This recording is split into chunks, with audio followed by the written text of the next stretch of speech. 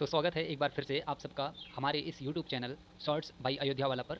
और इस वीडियो को बनाने का मेरा पर्पज़ ये है कि इतने बचे हुए टाइम में, यानी जो इतना कम टाइम हमारे पास में बचा है, इसमें हम कैसे जो है यूपी पुलिस जो कांस्टेबल है उसमें जो प्रीवियस ईयर हैं, यानी जो क्वेश्चन पूछे गए थे उनको जो है कैसे रिवाइज़ कर सकें। तो और बेसिकली उन क्वेश्चंस की, जैसे कि मतलब केवल केवल क्वेश्चन को समझना, क्वेश्चन और उसके आंसर को। इसको देखिए, अगर आप पढ़ने बैठते हैं तो आपको जो है पढ़ने में जैसे टाइम लगेगा, आप उसको जो है एक बार बुक निकालेंगे, फिर उसके पन्ने पलटेंगे और उसको आपको बार बार पढ़ना पड़ेगा। लेकिन मैं ये वीडियो इसलिए बना रहा हूँ क्योंकि अगर आप मेरा जो ये वीडियो है इसको अगर देखेंगे तो आप जो है मेरे वीडियो से जो है मेरी जो आवाज़ है उसको आप सुन करके अच्छे ढंग से जो है समझ पाएंगे। ठीक है, तो स्टार्ट करते हैं फिर। पहला क्वेश्चन यहाँ पे हमने देखिए कुछ इस तरह से सेटअप किया है ये वीडियो का। देखिए, हम यहाँ पे शुरुआत में बात करेंगे जैसे हर सेक्शनल वाइज पर, जैसे जो जीएस होता है इसमें 38 क्वेश्चन, ये तो आपको पता ही है। तो इस तरह से हम लोग सेक्शन वाइज बात करेंगे। जैसे पहले हम जीएस को समझेंगे, जितने क्वेश्चन जीएस से पूछे गए थे, और फिर इसके बाद हम लोग बात करेंगे हिंदी वाले सेक्शन के ऊपर। और इस तरह से हम लोग इसको चलाने वाले हैं। तो आपको यहाँ पे समझ आ चुका होगा ये चीज़ कि हम लोग क्या करेंगे। हम यहाँ पे अब स्टार्ट करते हैं वीडियो को। पहला क्वेश्चन है यहाँ पे, ग्रेट बैरियर रीफ ये किस देश के तट पर स्थित है? तो ग्रेट बैरियर रीफ ये जो है किस देश के तट पर स्थित है, ये आपको बताना था। तो इसका सही आंसर है दोस्तों यहाँ पे ऑस्ट्रेलिया, यानी जो ग्रेट बैरियर रीफ है ये ऑस्ट्रेलिया जो देश है इसके तट पर स्थित है। पहला क्वेश्चन समझ में आया। दूसरा क्वेश्चन बात करें, कह रहा था दूसरे क्वेश्चन में कौन 1946 में भारत की संविधान सभा के अध्यक्ष थे? तो अध्यक्ष के बारे में पूछा है संविधान सभा की, और 1946 में जो संविधान सभा बनी थी उसके बारे में। तो उसके अध्यक्ष कौन थे? सही आंसर बनेगा डॉक्टर राजेंद्र प्रसाद। अगला क्वेश्चन पूछा गया है, प्रयाग प्रशस्ति इसकी रचना जो है किसके द्वारा संस्कृत में की गई थी? तो देखिए यहाँ पे कुछ चीज़ें आपको क्वेश्चन से ही निकाल लेनी है। जैसे जो प्रयाग प्रशस्ति है पूछ रहा है इसकी रचना किसके द्वारा की गई थी और किसमें की गई थी? संस्कृत भाषा में करी गई थी। तो यहाँ पे अगली बार शायद क्वेश्चन आपके शिफ्ट में आ जाए कि जो है ये किस भाषा में करी गई थी, तो ध्यान रखिएगा संस्कृत भाषा में। और किसके द्वारा करी गई थी? तो सही आंसर बनेगा हरिशेन के द्वारा। ठीक है, अगला क्वेश्चन यहाँ पे कह रहा है कौन सी भारत के पूर्वी तट पर स्थित खारे पानी की सबसे बड़ी लैगून झील है? अब देखिए यहाँ पे कई चीज़ें छिपी हुई हैं इस क्वेश्चन में। ठीक है, पहला कह रहा है भारत के पूर्वी तट पर, भारत के पूर्वी तट पर, और खारे पानी की, यानी जो खारे पानी की सबसे बड़ी लैगून झील है, सबसे बड़ी लैगून झील। ठीक है, तो यहाँ पे कई चीज़ें जो है आपको नोटिस करनी होती हैं क्वेश्चन में, कि जैसे भारत के पूर्वी तट पर बोल रहा है, फिर खारे पानी की सबसे बड़ी लैगून झील बोल रहा है। तो इसको आपको पहली बात तो जो ऑप्शन में आपको देखना है वो कुछ इस तरह से कि जैसे जो मेरा सेंस ये है आपको कहने का कि जैसे अगर अदर ऑप्शन में जैसे महाराष्ट्र दे दिया गया या मतलब जो पश्चिमी तट हैं वो दे दिए गए हैं तो वो अपने आप ही गलत हो जाते हैं। तो इस तरह से आपको थोड़ा सा वहाँ पे प्रेजेंट ऑफ माइंड भी अपना यूज़ करना होता है। क्वेश्चन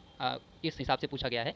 तो इसका सही आंसर बनेगा यहाँ पे चिल्का झील, यानी जो भारत के पूर्वी तट पर स्थित खारे पानी की सबसे बड़ी लैगून झील है वो है चिल्का झील। अगला क्वेश्चन यहाँ पे बात करें, कह रहा है श्वेत जो प्रकाश होता है इस ये कितने रंगों से मिलकर बना होता है? तो श्वेत प्रकाश कितने रंगों से मिलकर बना होता है, ये सब हम बचपन से पढ़ते हुए आ रहे हैं, और इसका सही आंसर बनेगा यहाँ पे 7 रंगों से। अगले क्वेश्चन की बात करें, कह रहा है किसके द्वारा निर्मित समुद्र के एक संकीर्ण चैनल द्वारा श्रीलंका भारत से अलग होता है? तो किसके द्वारा निर्मित समुद्र के एक संकीर्ण चैनल द्वारा श्रीलंका भारत से अलग होता है? तो सही आंसर है यहाँ पे पाक जलडमरू मध्य और मन्नार की खाड़ी, यानी पाक जलडमरू मध्य और मन्नार की खाड़ी, ये ऐसे संकीर्ण चैनल द्वारा जो है जो श्रीलंका है वो भारत से अलग होता है, ये आपको ध्यान में रखना है। अगला क्वेश्चन पूछा गया था, सोनपुर पशु मेला ये प्रत्येक वर्ष भारत के किस राज्य में आयोजित होने वाला एक सांस्कृतिक कार्यक्रम है? तो सोनपुर पशु मेले की बात कर रहा था, तो ध्यान रखिएगा पहली बात तो ये एक सांस्कृतिक त्यौहार है, ये सांस्कृतिक कार्यक्रम है कहने का मतलब, और ये जो है किस राज्य में जो है आयोजित होता है? तो सही आंसर इसका होगा बिहार में। अगला क्वेश्चन बात करें, कह रहा है अंगूर की खेती, उपज और कटाई को किस नाम से जाना जाता है? तो ध्यान रखिएगा अंगूर की बात कर रहा है, तो इसका सही आंसर बनेगा विटिकल्चर। अगले क्वेश्चन की बात करें, अगला क्वेश्चन कह रहा है यहाँ पे बैलाडीला जो है इसकी पहाड़ी, बैलाडीला इसकी पहाड़ी बैल के कुबड़ की तरह दिखती हैं, बैल के कुबड़ की तरह दिखती हैं। कह रहा है पहाड़ियों की यह श्रृंखला भारत के किस राज्य में स्थित है? तो बैलाडीला की जो पहाड़ी है बेसिकली इसके बारे में बात कर रहा है कि जो बैलाडीला की पहाड़ी है वो किस राज्य में स्थित है। थोड़ा सा उसके बारे में विशेषता बता दिया जिससे कि क्वेश्चन लंबा हो जाए और जो छात्र है वो देख करके घबरा जाए क्वेश्चन को। तो यहाँ पे घबराना नहीं है, क्वेश्चन को एकदम अच्छे ढंग से समझना है पहले और तब उसका जो है आंसर करना है। तो बैलाडीला की जो पहाड़ी है वो किस राज्य में स्थित है? तो ध्यान रखेंगे यहाँ पे कि ये जो है छत्तीसगढ़ में स्थित है। अगले क्वेश्चन की बात करें, कह रहा है भारत में जनगणना संगठन के लिए सर्वोच्च पद कौन सा है? भारत में जनगणना के लिए जो सर्वोच्च पद है वो कौन सा है? तो इसका सही आंसर बनेगा भारत के महापंजीयक एवं जनगणना आयुक्त। तो ये चीज़ समझ में आया आपको। और दोस्तों यहाँ तक हमने 10 क्वेश्चन पर चर्चा कर लिया, और अगर आपको ये वीडियो जो है पसंद आए तो वीडियो को लाइक करिएगा और चैनल को सब्सक्राइब करिएगा, ताकि जो मैं जो भी वीडियो बनाऊँ और पढ़ाई से रिलेटेड वो सब आपके साथ जो है शेयर हो सकें। ठीक है, आपको जो है मिल सकें एकदम टाइम पे, और हमारे साथ जुड़ना न भूलिएगा। ठीक है, अगला क्वेश्चन था यहाँ पे, कह रहा था कुमार संभवम ये किस लेखक की साहित्यिक कृति है? सही आंसर है महाकवि कालिदास की। अगला क्वेश्चन पूछा गया है विश्व पुस्तक दिवस। ध्यान रखिएगा, दिवस से क्वेश्चन बहुत ही ज़्यादा पूछा जाता है। ध्यान रखिएगा, इससे मतलब एकदम कटने की क्वेश्चन की मतलब संभावना ही नहीं होती है, दिवस से क्वेश्चन जरूर ही आता है। तो यहाँ पे पूछा गया था दिवस के बारे में कि विश्व पुस्तक दिवस जो है ये किस दिन मनाया जाता है। सही आंसर बनेगा 23 अप्रैल को, 23 अप्रैल को। ध्यान रखिएगा। अगला क्वेश्चन पूछा गया है, कह रहा है किस राज्य के कुछ हिस्सों में 400 वर्ष पहले नहर सिंचाई की एक स्थानीय प्रणाली विकसित हुई थी जिसे कुल कहा जाता था।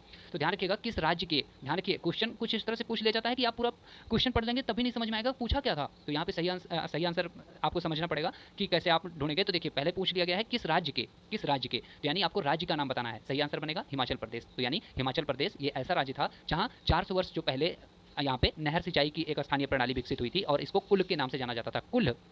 अगला क्वेश्चन है कि national aluminium company limited, national aluminium company limited जिसे हम नालको भी कह सकते हैं, तो कह रहा है इसका पंजीकृत कार्यालय ये किस स्थान पर है। यहाँ पे देख लीजिए नालको का जो है कार्यालय से क्वेश्चन पूछ लिया गया है, तो इसका जो कार्यालय है इसका सही आंसर बनेगा भुवनेश्वर, यानी ओडिशा के भुवनेश्वर में स्थित है नालको जो है, यानी नेशनल एल्यूमिनियम कंपनी लिमिटेड इसका कार्यालय।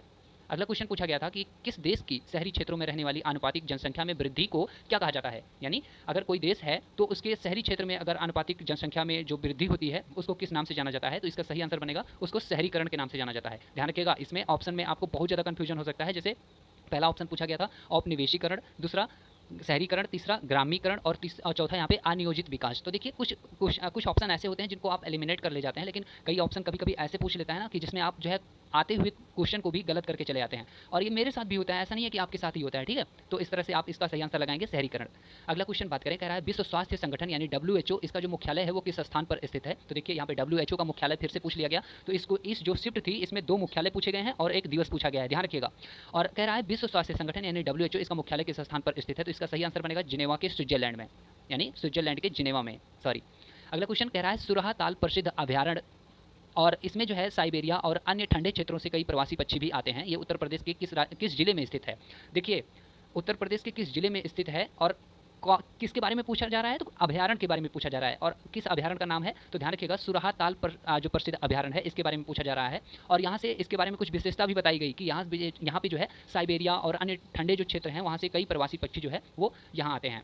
तो ध्यान रखिएगा जो सुराहा ताल प्रसिद्ध अभयारण्य है ये उत्तर प्रदेश के किस जिले में स्थित है। सही आंसर है बलिया जिले में, बलिया जिले में। अगला क्वेश्चन है कौन सा सोशल मीडिया प्लेटफॉर्म जो है वो पेशेवर नेटवर्किंग और नौकरी तलाशने के लिए सबसे उपयुक्त है। तो कौन सा सोशल मीडिया प्लेटफॉर्म, तो ध्यान रखिएगा उसका नाम है लिंक्डइन। यानी ये सोशल मीडिया प्लेटफॉर्म यानी लिंक्डइन ये ऐसा प्लेटफॉर्म है जिसमें पेशेवर नेटवर्किंग और नौकरी तलाशने के लिए ये सबसे उपयुक्त माना जाता है। कई ऑप्शन दिए गए थे, जैसे 4 ऑप्शन में पहला ऑप्शन था इंस्टाग्राम, दूसरा फेसबुक और चौथा था स्नैपचैट। तो ये सारे ऑप्शन नहीं होंगे सही, बल्कि जो लिंक्डइन है वो हमारा सही आंसर होगा। अगला क्वेश्चन कह रहा था उत्तर प्रदेश में स्थित भदोही जो है ये किस कला के लिए प्रसिद्ध है। तो उत्तर प्रदेश का जो भदोही जिला है वो किस जो है कला के लिए प्रसिद्ध है। तो ध्यान रखिएगा ये कालीन जो बुनाई होती है इसके लिए फेमस है। ध्यान रखिएगा भदोही, ठीक है, कालीन बुनाई के लिए। अगला क्वेश्चन कह रहा था कौन सा उत्तर प्रदेश का राज्य वृक्ष है। देखिए यहाँ से क्वेश्चन पूछ लिया गया है, तो यहाँ पे सामान्य जानकारी भी आपको उत्तर प्रदेश की होनी चाहिए, ठीक है। तो यहाँ पे पूछा गया था क्वेश्चन में कि उत्तर प्रदेश का जो राज्य वृक्ष है वो कौन सा है। तो सही आंसर बनेगा अशोक। अगला क्वेश्चन कह रहा है उत्तर प्रदेश का कौन सा प्रसिद्ध लोक नृत्य धान और मक्के की खेती के दौरान किया जाता है। तो ध्यान रखिएगा धान और जो मक्का है इसकी खेती के दौरान किया जाता है, और उस प्रसिद्ध लोक नृत्य का नाम क्या है जो कि उत्तर प्रदेश में किया जाता है और कब किया जाता है। तो धान और मक्के की खेती के दौरान। तो ध्यान रखिएगा उस नृत्य का नाम है, लोक नृत्य का, हुड़का बौल। ध्यान रखिएगा हुड़का बौल। ध्यान रखिए पहले ये जो है उत्तर प्रदेश में किया जाता था, लेकिन अब ये उत्तराखंड में किया जाता है, क्योंकि जब उत्तराखंड जो है अलग हुआ उत्तर प्रदेश से, तो ये जो है उत्तर प्रदेश में ना होकर के बल्कि कहाँ अब हो गया है, ये उत्तराखंड में, ठीक है। अगला क्वेश्चन बात कर रहे हैं, कह रहा है बनारस हिंदू विश्वविद्यालय इसकी स्थापना पंडित मदन मोहन मालवीय इन्होंने किसके सहयोग से करी थी। अब देखिए क्वेश्चन कितना जो है घुमा दिया ना थोड़ा सा यहाँ पे, यानी आपको ये चीज़ तो पता है कि जो बनारस हिंदू विश्वविद्यालय है इसकी स्थापना पंडित मदन मोहन मालवीय ने करी थी, लेकिन पूछा गया है किसके सहयोग से करी थी। तो ध्यान रखिएगा ये एनी बेसेंट यानी डॉक्टर जो एनी बेसेंट हैं इनके सहयोग से करी थी, ये ध्यान रखिएगा। अगला क्वेश्चन पूछा गया था मथुरा किसकी जन्मस्थली है जिसे ब्रजभूमि के नाम से भी जाना जाता है। तो ध्यान रखिएगा ये किसकी जन्मस्थली है, ये इससे क्वेश्चन पूछा गया है। तो ध्यान रखिएगा मथुरा जो है श्री कृष्ण की जो है जन्मस्थली है। अगला क्वेश्चन पूछा गया है अकबर का मकबरा ये किस स्थान पर स्थित है। ध्यान रखिएगा, अकबर के मकबरे से भी क्वेश्चन पूछा गया है, यानी अब यहाँ पे आपको समझ में आना चाहिए कि जो मुगल वंश है वहाँ से क्वेश्चन जो है डायरेक्ट पूछा जा सकता है, ठीक है, वो काफ़ी ज़्यादा इंपॉर्टेंट है हिस्ट्री में। तो यहाँ पे अकबर का मकबरा ये किस स्थान पर स्थित है, तो सही आंसर बनेगा सिकंदरा में, ठीक है, सिकंदरा में। अगला क्वेश्चन है, विमुद्रीकरण को किस नाम से भी जाना जाता है, विमुद्रीकरण को किस नाम से भी जाना जाता है, सही आंसर बनेगा इसका नोटबंदी। तो यानी नोटबंदी को ही विमुद्रीकरण भी कहते हैं, यहाँ से भी क्वेश्चन पूछ लिया गया था। अगला क्वेश्चन यहाँ पे कह रहा है, उत्तर प्रदेश राजस्व संहिता 2006 के अनुसार एक अवधि या एक पट्टे या वचनबंध या अनुदान के तहत जो धारित भूमि खंड है, इसको किस नाम से जाना जाता है या क्या कहा जाता है इसको, तो इसको होल्डिंग या इसी को धृति भी हिंदी में कहते हैं। तो होल्डिंग या धृति इसके नाम से जाना जाता है। उत्तर प्रदेश राजस्व संहिता 2006 के अनुसार एक अवधि या एक पट्टे, वचनबंध या अनुदान के तहत जो धारित भूमि खंड है इसको। तो ये इससे भी क्वेश्चन पूछा गया था। अगला क्वेश्चन कह रहा है, यूपीएसएसएफ इसका पूरा नाम बताइए। तो देखिए फुल फॉर्म से भी क्वेश्चन पूछा जा सकता है यहाँ से, तो इससे भी क्वेश्चन आता है, ध्यान रखिएगा। काफ़ी जो है अच्छा टॉपिक है ये फुल फॉर्म वाला, इसको आप लोग एक बार रिवाइज कर लीजिएगा, ज़्यादा अच्छा रहेगा आप लोग के लिए। तो यहाँ पे क्वेश्चन पूछा गया था यूपीएसएसएफ इसका पूरा नाम बताइए, तो इसका सही उत्तर है Uttar Pradesh special security force. अगला क्वेश्चन है, निवेश मित्र जो मोबाइल एप्लीकेशन है ये भारत के किस राज्य की एक पहल है, तो भारत के किस राज्य की एक पहल है निवेश मित्र मोबाइल एप्लीकेशन। तो मोबाइल जो एप्लीकेशन होते हैं, स्पेशली मोबाइल एप्लीकेशन, इनको आपको एक सरसरी निगाह में जो है मैं कराऊंगा आपको, और उसे देख के जाना है बस, ठीक है। तो यहाँ पे क्वेश्चन में पूछा गया था कि निवेश मित्र जो मोबाइल एप्लीकेशन है ये भारत के किस राज्य की एक पहल है, सही आंसर है उत्तर प्रदेश राज्य की। अगला क्वेश्चन है, कौन सा वाक्य जीएसटी के लिए सही नहीं है। आप देखिए जीएसटी तो सब पढ़ के जाते हैं, ठीक है, लेकिन उससे जो नॉर्मल क्वेश्चन होते हैं केवल वही बन पाते हैं। यहाँ पे पूछ लिया गया है क्या सही नहीं है। आप देखिए, यानी ऑप्शन में 3 चीज़ें सही होंगी, तो जो सही चीज़ें हैं उनको पकड़ने में हमें बहुत दिक्कत होती है, ठीक है। आइए देखते हैं। पहला यहाँ पे कह रहा था जीएसटी एक गंतव्य आधारित कर है। दूसरा ऑप्शन में कह रहा था कि माल और सेवाओं पर कई प्रकार के कर लगाए जाते हैं। फिर तीसरा ऑप्शन में कह रहा था जीएसटी एकल प्रशासन के तहत जो है पूरे देश में एक सामान्य कानून और प्रक्रिया है। चौथा ऑप्शन कह रहा था जीएसटी जो है ये इनपुट टैक्स क्रेडिट या मूल्य के घटाव के लाभ के साथ एक ही दर पर वस्तुओं और सेवाओं दोनों पर एक व्यापक उगाही और वसूली है। तो यहाँ पे ध्यान रखिएगा कि जो हमने स्टेटमेंट यानी जो हमने ऑप्शन 1 और ऑप्शन 2 और ऑप्शन 4 ये पढ़ा ये सही है, लेकिन जो तीसरा वाला ऑप्शन है ये सही नहीं है। इसमें क्या कह रहा है तीसरे वाले ऑप्शन में, इसमें कह रहा है कि जीएसटी जो है ये एकल प्रशासन के तहत पूरे देश में एक सामान्य कानून और प्रक्रिया है।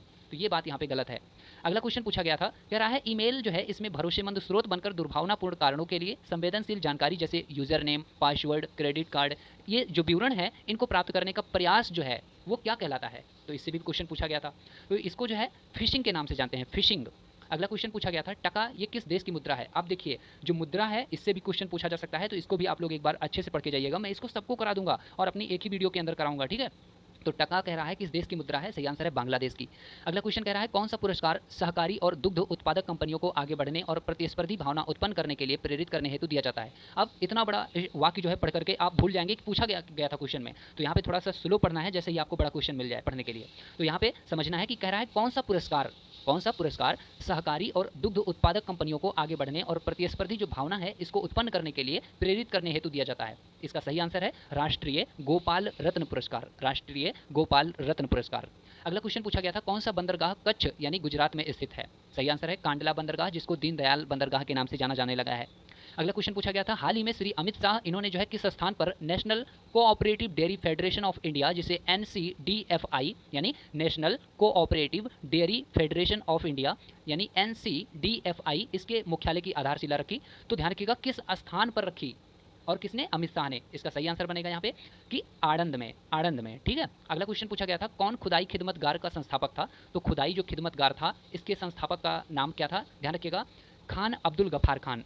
अगला क्वेश्चन पूछा गया था, किसने हाल ही में कोच्चि लक्षद्वीप जो द्वीप समूह है सबमरीन ऑप्टिकल फाइबर कनेक्शन यानी KLISOFC इसका उद्घाटन किया। तो किसने जो है हाल ही में कोच्चि लक्षद्वीप द्वीप समूह पर जो है सबमरीन ऑप्टिकल फाइबर कनेक्शन का उद्घाटन किया, सही आंसर है नरेंद्र मोदी ने। अगला कह रहा है, केंद्रीय मंत्रिमंडल इसने जो है हाल ही में भारत और किस देश के बीच प्रवासन और गतिशीलता समझौते को मंजूरी दी है। इसका सही आंसर है केंद्रीय मंत्रिमंडल ने, ध्यान रखिएगा भारत और किस देश के बीच, इटली के बीच में, ध्यान रखिएगा प्रवासन और जो गतिशीलता समझौता है इसको मंजूरी दी है। अगला क्वेश्चन पूछा गया था, भारतीय नौसेना जो है इसका फास्ट अटैक जो क्राफ्ट है यानी इसका नाम है INS काबरा, ये किस स्थान पर पहुंचा। और ये नौसेना का फास्ट अटैक क्राफ्ट है और नाम है इसका INS काबरा, ये किस स्थान पर पहुंचा, सही आंसर बनेगा श्रीलंका के कोलंबो में। अगला क्वेश्चन, तो यहाँ पे हमारा ये जो है समाप्त होता है, यानी फर्स्ट जो हमारा सेशन था, और इसके अंतर्गत हमने जो है GS में यानी यूपी जो पुलिस कांस्टेबल का पेपर होता है उसका जो शिफ्ट 1 है इसको हमने समझने का प्रयास किया। शिफ्ट 1 या फिर आप कहें तो मतलब 38 क्वेश्चन का एक सेट जो कि प्रीवियस ईयर का है 2024 का, इसको समझने का प्रयास किया। तो मिलते हैं जल्द ही अगले वीडियो के अंदर। तब तक पढ़ते रहिए और खुश रहिए। Thank you so much.